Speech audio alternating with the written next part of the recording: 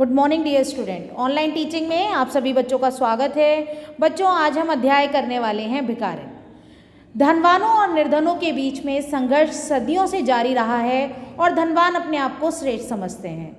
अपनी संपत्ति बटोरने के लिए वो निर्धनों पर अत्याचार करते हैं। आज हम उसी के बारे में पढ़ने वाले हैं। लेकिन आपको एक बात बता दूं कि निर्धन जो है वो हाथ भले ही किसी के आगे नहीं फैलाता, मगर जब उस पर पड़ती है, जब उसका शोषण ज़रूरत से ज़्यादा हो जाता है, तब ईश्वर का कहीं ना कहीं न्याय होता है, जिसके लिए धनवान को भी हाथ जोड़कर निर्धन के आगे विवश होना पड़ता है। आइए चलते हैं यहाँ पर एक ऐसी ही स्टोरी की तरफ जिसमें एक दृष्टिहीन बुढ़िया, यानी उसकी आंखें नहीं हैं, और वो प्रतिदिन मंदिर जाकर लोगों प्रेम, दया और करुणा का भाव लेकर के कि ताकि उसको 4 पैसे मिल सकें, जिसके बदले में वो अंधी उनको अनेकों प्रकार से दुआएं देती है।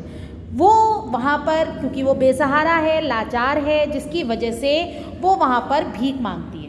और भीख मांगने के बाद जब वो शाम को अपने घर पहुंचती है तो वहाँ पर एक छोटा सा बालक उसका इंतज़ार कर रहा होता है, जो कि अगर मैं कहूँ कि लोगों ने उसको वहाँ कभी नहीं देखा था, मगर थोड़े दिन पहले ही वो उसको मिला और उसके बाद से वो उसकी देखरेख करने लगी। वो अपने से अच्छा उसको खिलाती, बहुत अच्छा उसको पहनाती और बहुत सारी जितनी भी उसकी चीज़ें होती वो उनको पूरा करती। साथ में बुढ़िया ने जो उसको धन एकत्रित होता उसको एक हंडिया में इकट्ठा कर रखा था, और एक दिन बनारसी दास जो हैं, जो काशी के प्रसिद्ध व्यक्ति थे, उनके पास जमा करवाने के लिए पहुंच गई, जो कि एक धर्मात्मा थे, देवभक्त थे। उसको विश्वास था कि इनके पास मेरी हांडी सुरक्षित रहेगी और मैं इसे जो है अपने समय आने पर मांग लूँगी।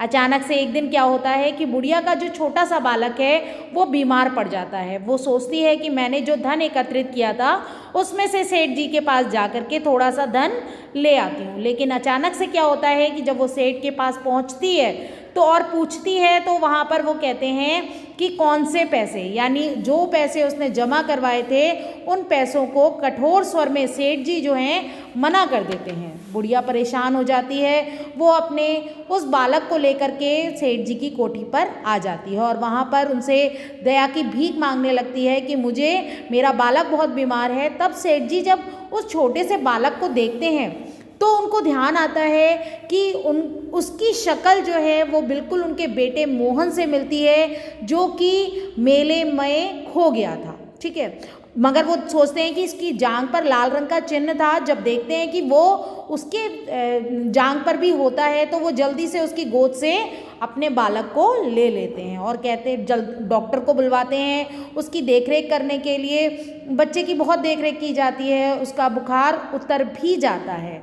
मगर जब वो छोटा सा बालक, जो कि उस बुढ़िया को, उस अंधी को ही अपनी माँ समझता था, वो बालक जब आंखें खोलता है और खोलने के बाद अपनी उस माँ को अपने चारों तरफ नहीं पाता, तो वो दोबारा से अपनी आंखों को बंद कर लेता है। जो उसका बुखार उतर चुका था वो दोबारा से चढ़ जाता है और डॉक्टर जो हैं भी परेशान हो जाते हैं। मगर वो बनारसी दास जो है उस बुढ़िया के पास जाता है और उससे कहता है कि तेरा बालक बहुत बीमार है, तू जल्दी से मेरे साथ चल और तुझे देख करके वो ठीक हो जाएगा और हम दोनों मिलकर उसके प्राण बचा लेंगे। अंधी जो है वो जल्दी से, क्योंकि उसके भी मन की वही पीड़ा थी, दोनों के अंदर प्रेम का भाव था अपने बालक को लेकर के, जल्दी से वहाँ पर पहुँचती है। और जब बालक आंखें खोलकर देखता है तो उसे वो अंधी बुढ़िया नज़र आती है। वो उसे देखकर खुश हो जाता है। अंधी बुढ़िया भी उसके पास में बैठ जाती है और बैठने के बाद उसका सर जो है वो अपनी गोदी में रख लेती है।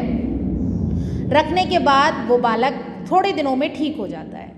बनारसी दास, जिनके पास बुढ़िया ने अपने पैसे रखवाए थे, वो पहले तो उससे रुकने का प्रयास करते हैं, लेकिन जब वो मना कर देती है तो उसको पोटली देकर कहते हैं कि ये तुम्हारी ही धनराशि है जिसे तुम ले सकती हो।